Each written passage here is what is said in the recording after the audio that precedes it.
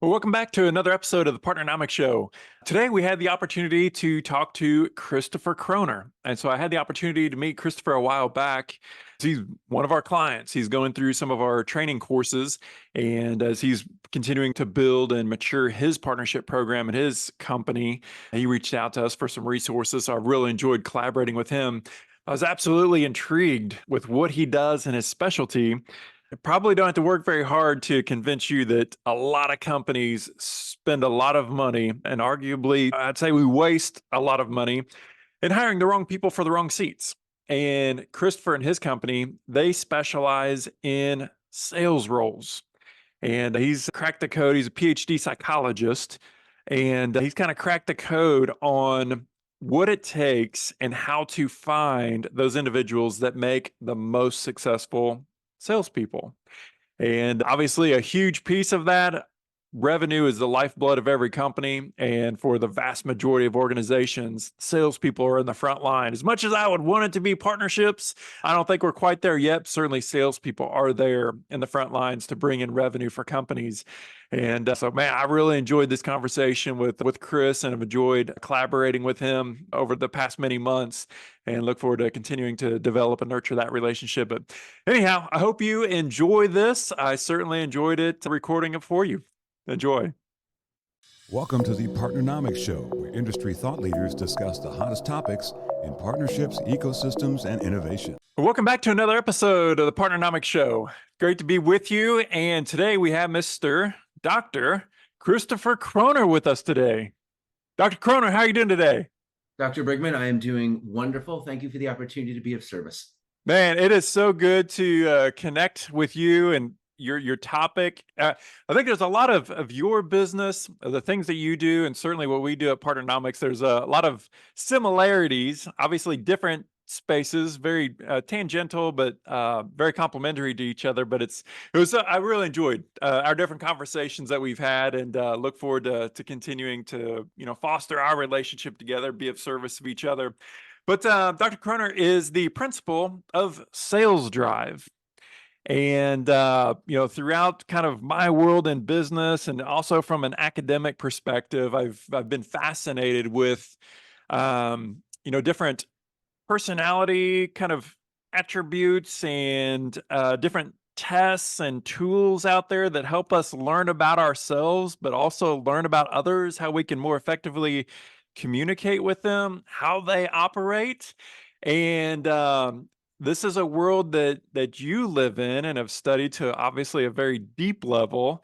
I'm fascinated by this, so I've been looking forward to this podcast for a long time. Thank you. Likewise. So, Chris, tell us a little bit. So folks that might not be familiar with SalesDrive, I mean, what is the company? How did you start it? When did you start it? Why did you start it? Of course, SalesDrive is an assessment company that helps organizations identify high potential salespeople with the 3 non-teachable characteristics essential for success in new account acquisition, or hunters, if you will. Officially got started in 2005 after work that I had begun doing back in 2002 at a firm called Whitmer and Associates that specialized in executive assessment in the suburbs of Chicago. And at that firm, again, they did executive assessment. So as many of your listeners may know, that's an assessment in which an industrial psychologist will sit down with a prospective president of a company, maybe a VP of a company, and they'll do a 2-hour interview. They'll combine that with maybe some intelligence testing, maybe a little bit of personality testing, and what's called a job simulation or an in-basket exercise. Take all of that together and make a decision about whether this person might be skilled in that particular role, whether they would make a good leader, a good executive. Very, very intense process. They wanted to design something as thorough as that only for salespeople, because of course, sales is the lifeblood of any company. If you don't have somebody who's going to be effective in that sales role, it doesn't matter in terms of everything else. The heart isn't going to be there, if you will. So we wanted to design something as thorough as that for salespeople. And that's when I began doing that work back in 2002. Really started looking at everything academically that had been published on that topic for the last, 85, almost 90 years now, more than that, in terms of what is it that makes a successful salesperson, as well as at the same time starting to look at my own work there, looking at doing behavioral interviews with sales candidates, monitoring them closely, and then following up with their managers thereafter to find out who really does become successful over time. And that's when I began learning about those non-teachable characteristics. I got together with my business partner and co-author, Richard Abraham, on the book, Never Hire a Bad Salesperson Again. Our book was published, the first edition was published in 2006. Second edition was early 2021. That's on Amazon.com. It really has the best of what we know about that topic. How do you identify high potential salespeople? And at this point, we work with over 1,500 companies around the world. We've assessed over 150,000 salespeople. So again, really looking at those non-teachable characteristics and helping companies identify candidates who have those elements, if you will. So happy to share. Man, that's impressive. That is awesome. I want to like turn back the clock a little bit and just understand a little bit more. As you entered college, obviously there's something about psychology that really intrigued and interested you. And then your desire and your path to go specifically into, it sounds like industrial psychology or some kind of business related psychology. Tell us a little bit about that. Give us some backstory. Very good question. My PhD is in clinical psychology as well as my master's degree. And getting started at DePaul University as an undergrad, and really learning just in terms of the intro to psychology. I was always fascinated or interested in what makes people tick, what makes people do what they do, and how can I apply that in a way that can help people improve their lives. And on the undergrad side, getting started out, frankly, I had no idea what was going to be required of me in terms of next steps after undergraduate. I didn't know about graduate school, things of that nature. I was one of the first in my family to go all the way through college. And I remember sitting in my intro to psychology class, and at one point raised my hand and asked, so after undergraduate, so, assuming we go through the psychology track, are we considered psychologists at that point? No, you have to go through graduate school. What's that? Well, that's another 4 years after this, and during that time you'll also then thereafter have to do an internship, etc. All of the requirements. And I hadn't heard of that. I remember going back to my dorm room and sat there with my intro book in my lap at the end of my bed, and I thought to myself, I'm going to do this. And so I did. I went all the way through. I met with an undergrad. I met with the advisor for an honors thesis. I knew I wanted to do an honors thesis my senior year, and I met with that person. They said, "Okay, it's a little early, Chris. You don't have to start on it this early." But I always had that planful approach, and I wanted to make sure that I take all the steps necessary to do what I need to do to go through the program well. And after undergraduate, went to graduate school for clinical psychology. Got lucky enough that the CEO of the place where I did my internship was from the Center for Creative Leadership, which specializes, of course, in leadership development. And I asked if I could develop a special rotation on top of my other internship rotations, specifically in delivering psychological consultation to business management, because on the undergrad side, I was also taking courses in IO psychology. I wanted to learn a little bit more about that. I learned that the clinical side was interesting to me, especially personality assessment, but I wanted to do something a little bit bigger than working, say, one-on-one with people. Wanted to see where if I can make even bigger changes or help companies change themselves for the better, if you will. And that's when I began focusing on industrial organizational psychology. So I went through internship. I was very fortunate that I got to start attending meetings of the consulting section of the Illinois Psychological Association. That's how I met Dr. Neil Whitmer of Whitmer and Associates in 2002. When I graduated, got my PhD, started there. And that's when I began studying this concept. And this whole concept of what is that lead someone to be successful in sales was interesting to me, simply because sales has this element of it that's different than any other type of job. When you think of psychologically the demands that are put on a salesperson, whether it's now, whether it's 20 years ago, whether it's 20 years in the future, when AI has taken over much of that salesperson's position, no matter what, that same degree of resilience, certainty of the person's success, all of those elements have always been there and will always be there. When you think about psychologically, somebody who has to knock on a door, sometimes get that door slammed in their face, and then knock on the next door with that much more certainty and passion and conviction. Psychologically, that's a very special person. And so it's interesting to me, well, what is it that leads someone to be successful in that role? And it was interesting to me to then develop as I started and continue to do at Whitmer and Associates, develop a process that companies can use, both in terms of assessment as well as in terms of interviewing, to identify candidates who have those non-teachable characteristics in a way that's consistent. So many people think sales hiring is a crapshoot. Oh, I'll just interview so many people. It's a churn and burn situation, but it's not. There's a consistent process that you can use to make sure you're always bringing on board people who are high potential and that you're taking into account all the elements of what we might think of as the sales ecosystem. Yeah, so let's go ahead and drill into that. So I think you share that there's 3 critical traits. And so if you would kind of unpack those a little bit, because I think you're exactly right. I know certainly organizations that I've been an executive in, and we're, hiring salespeople, and let's face it, salespeople can be really expensive. It's a big line item, and it's really painful when they don't work out. And so, it goes without being said how critical it is hiring across the board, but certainly whenever you're hiring for a role that's going to be the lifeblood of a lot of organizations that are out there. What are these 3 traits? So, of course, so the 3 characteristics, the first is what we call the need for achievement. And when we talk about the need for achievement in a salesperson, Mark, we're talking about the person who wants to do well simply for the sake of doing well. So the salesperson who's high in need for achievement, they just naturally want to set the bar high, if you will. They want to jump over that. Then they want to set it even higher again the next time.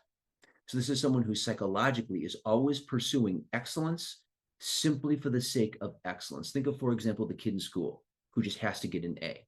It's that mentality, if you will. They're always pursuing excellence. And as companies are, in some cases, now hiring a bit more remotely, we're finding that characteristic, need for achievement, is just continuing to become more and more important because, of course, you can't always stand over someone's shoulder all day long and watch them. And it's that need for achievement that the research shows is important, not only for salespeople, but also incidentally for entrepreneurs. People have to kind of get up every morning and make it happen, and there's nobody standing over them watching them. So again, people high in that characteristic, the sort of individual who's going to do the right thing even when no one's watching. So that's the first piece. The second piece is competitiveness. And the competitive salesperson we find really wants to do 2 things. Number 1, they want to be the best in their team. They're always comparing their performance to their peers because they just need to know how they stack up, if you will, relative to the group. And number 2, they want to win that prospect or that client or that customer over to their point of view. Because to them, psychologically, that sale is kind of like a contest of wills. And then the third piece is optimism. And that's the salesperson's sense of certainty that they will succeed, as well as, of course, their resilience to remain persistent when they face the inevitable difficulty and challenge and rejection that a salesperson simply has to deal with. And again, when you think about the person that's going to get that door slammed in their face and knock on that next door with that much more passion, it's a very special person that we're talking about. So it's those 3 altogether: need for achievement, competitiveness, and optimism that psychologically creates sort of the perfect storm. And collectively, we refer to those 3 characteristics as drive. I think there's, I kind of reflect back on my career and different sales folks that I've been around, or those that wanted to be salespeople and weren't necessarily successful, is having that door slammed in your face and dealing with rejection and kind of being demoralized by it and almost even paralyzed by it. But as you're saying, right, there's certain people out there, ways to look at these psychological characteristics where they have drive, and drive being those components. Yeah, I'd love for you to just kind of unpack that a little bit more, because I think that's very, very telling. I mean, to me, this is kind of like a secret sauce moment. That's the challenge when you look at the 3 elements. Past the age of about 21, 22, there's not much we can really do to change the person's overall level of drive. It's kind of either it's there or it's not. And unfortunately, we find that drive is the easiest characteristic for a candidate to fake in the interview and the most difficult characteristic to accurately rate.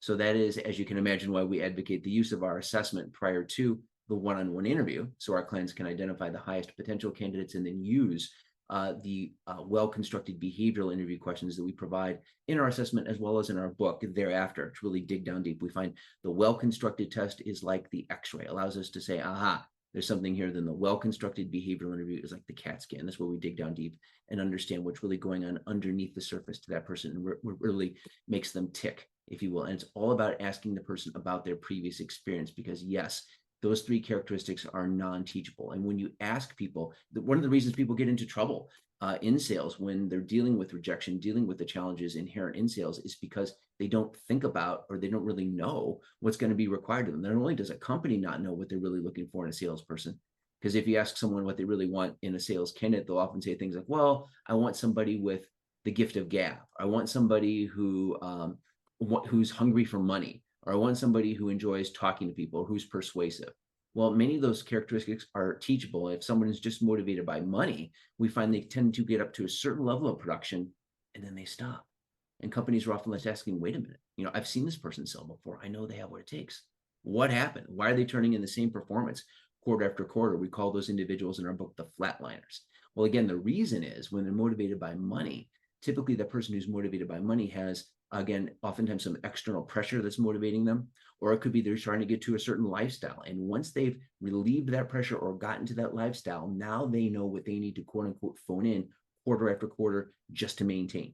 Whereas the person motivated by need for achievement, for example, will continue to excel. They'll continue to produce. Yes, to be sure, money is still important to that person, but they look at money the same way that, say, a great athlete looks at points on the scoreboard. It's how they show how well they've done rather than their goal in and of itself, if that makes sense. Yeah, makes perfect sense. There's some people, they want to win just to win. I mean, they're just competitive. You'd mentioned that word before, right? They're just competitive, and there's lots of different scoreboards out there. It can be money, it can be salary, but oftentimes it's just, it's the batting average, it's winning, it's being the best. Yep. It's being the absolute best inside of their organization. I want to drill into something else that you mentioned there just a little bit more, and that is, I think you had said, hey, by the time somebody's in their early 20s, their kind of drive DNA is pretty much set, whatever that is. Unpack that a little bit more for us, if you would, right? Because I mean, say the sales training world, I got to imagine, is a $1 a year business, right? Every organization I've been in, every organization that we work with, I'm constantly hearing about, sales training and these different things. And I know that's a really wide, broad topic, but, let's talk some more about what can be taught and what cannot be taught when it comes to sales. Good question. Yeah, as a trainer once told me, if they don't have the will, I can't give them the skill. And when it comes to those non-teachable characteristics, yes, but the late teens, early 20s, they're relatively solidified. It's common. People will come up to me oftentimes after I'll give a presentation, and they'll say, what about my kids, Dr. Croner? What really leads somebody to success? What's going to cause them to have high drive? And it's that nature nurture combination. So on the nature side, there are 5 characteristics that psychologists use to describe someone's personality, one of which is conscientiousness.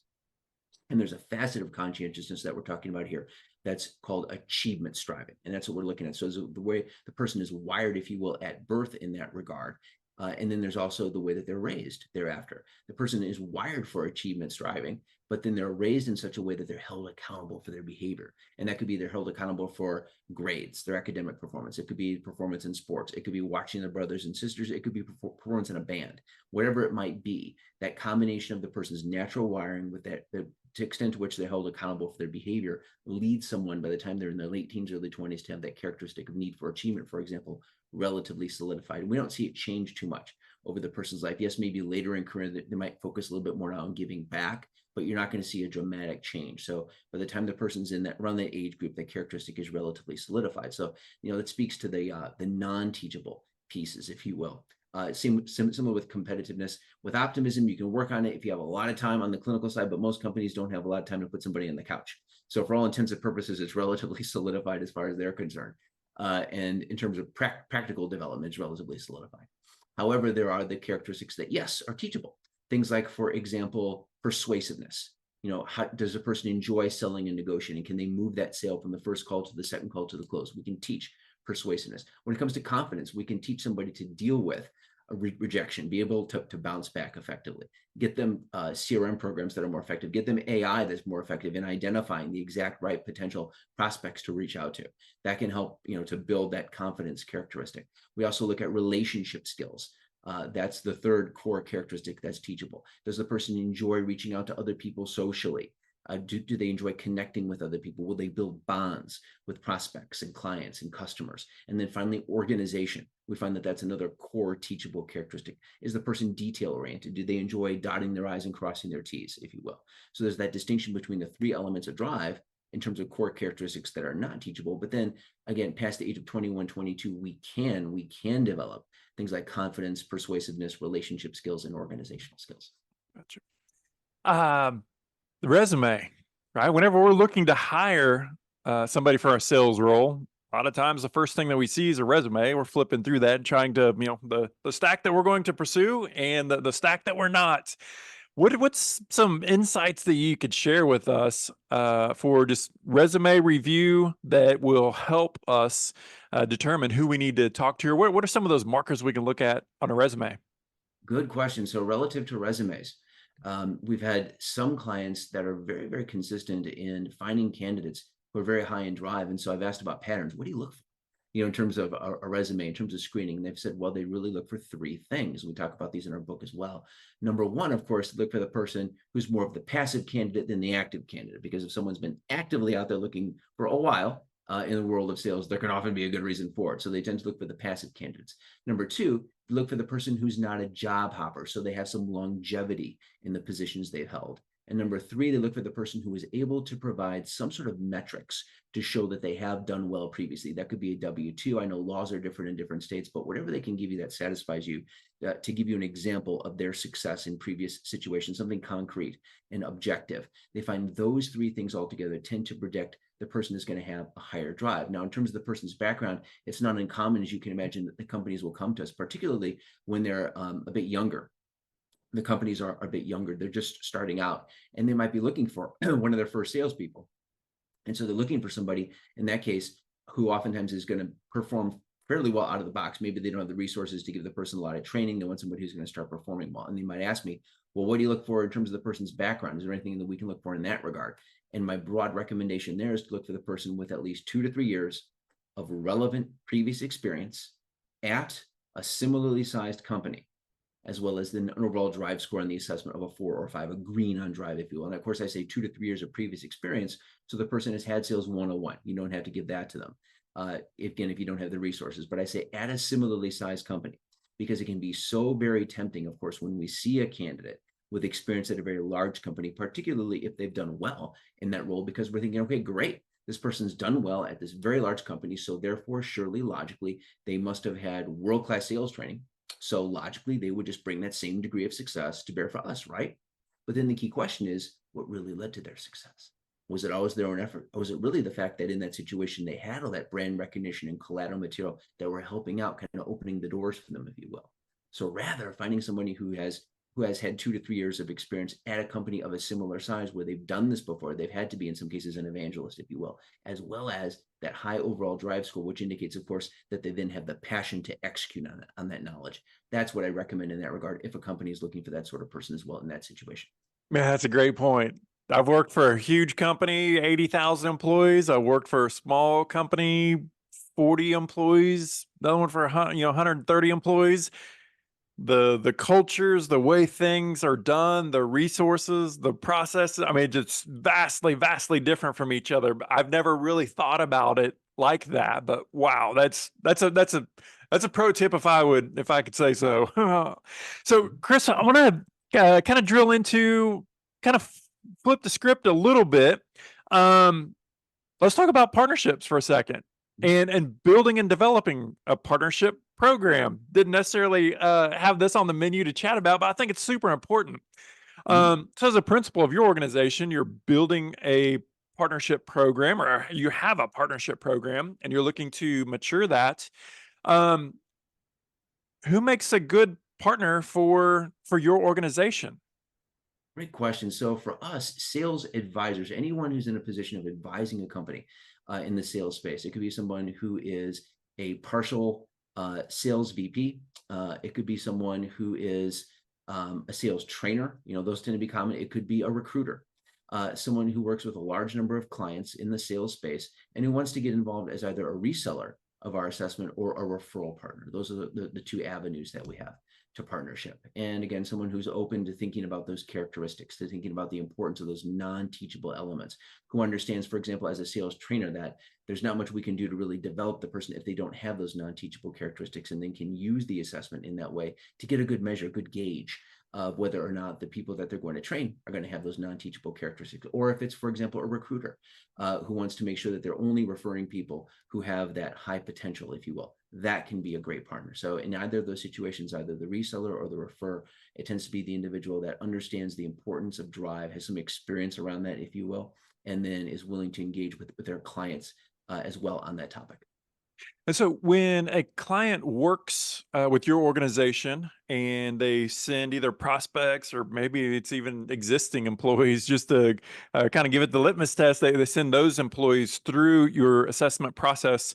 I mean, what is that typical, what does that look like? How long does it take? How many different assessments do you have? What is it like to work with your organization? Good question. So in terms of our assessment, it's called the DriveTest, and it has a total of 42 questions. So it typically takes somebody 15 minutes, maybe 20 minutes at the most to finish. So it's very friendly, candidate friendly, or incumbent friendly, if you will, in that regard. And a common question we get is, well, what about these assessments? Can someone just fake one of those assessments in terms of characteristics? And in many cases, frankly, with many of the assessments out there, though they're great, oftentimes they're fairly easy for candidates to, as you can imagine, particularly sales candidates, to figure out what the test is really looking for and fake their way through it. So if that person sees a question that says something like, I consider myself a persuasive closer, true or false? Well, again, of course, they're going to say that's true of them because they want to look good on the assessment. So we use in our assessment a question format called forced choice, which is designed to eliminate faking. So the way one of our questions will work on the DriveTest is the person gets a series of 3 statements, all of which are worded very positively. So a question might say something like, I consider myself a leader, I have great relationship skills, I'm very organized. Okay, now which of these is most like you and which one is least like you?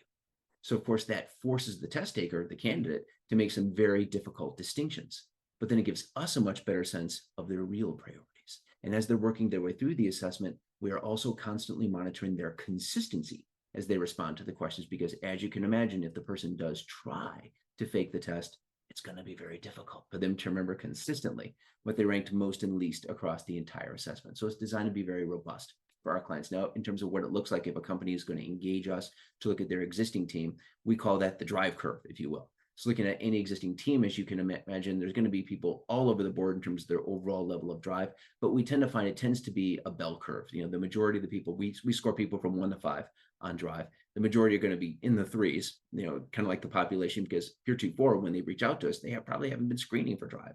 So you're going to have a lot of people in the average zone. Then you're going to have next to that, you're going to have, of course, your 2s and your 4s, and then you're going to have your 1s and your 5s.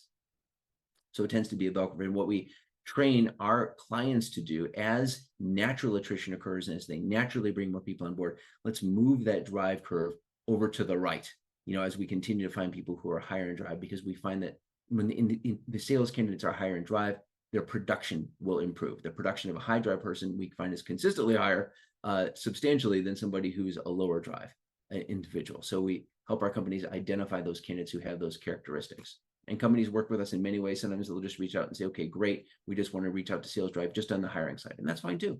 Always happy to help them set up a system to assess their candidates, give them my guidance in terms of things to look for, in terms of resumes, you know, things of that nature. We do a lot of that work consulting with our clients as well. Awesome.